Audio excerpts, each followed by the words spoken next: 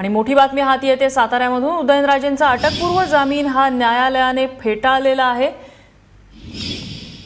राहुल तपासे आमचे प्रतिनिधी आपल्या सोबत आहेत। राहुल, काय अधिक तपशील या संदर्भात?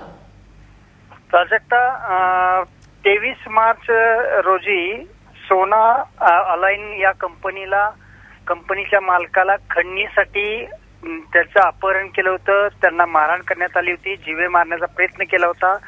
अशा गुन्ह्याखाली सातारचे खासदार उदयनराजे भोसले आणि त्यांच्याबरोबर इतर 12 जणांवरती गुन्हे दाखल करण्यात आले होते।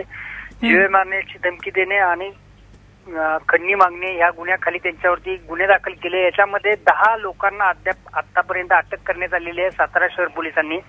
मात्र अटकपूर्व जामिनासाठी खासदार उदयनराजे भोसले यांनी न्यायालयात अर्ज केला होता। या अर्जावरती सुनावणी गेले 2 दिवसांपासून सुरू होती। आज ते सुनावणी संपलेली होती काल।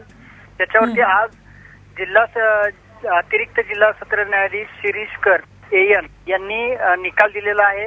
अटकपूर्व जामीन त्यांचा फेटाळलेला आहे। विशेष म्हणजे सरकारी वकील जे आहेत मुके म्हणून नितीन मुके यांनी मात्र याबाबत मोठ्या प्रमाणात युक्तिवाद केला होता न्यायालयामध्ये। हा युक्तिवाद महत्वाचा ठरला।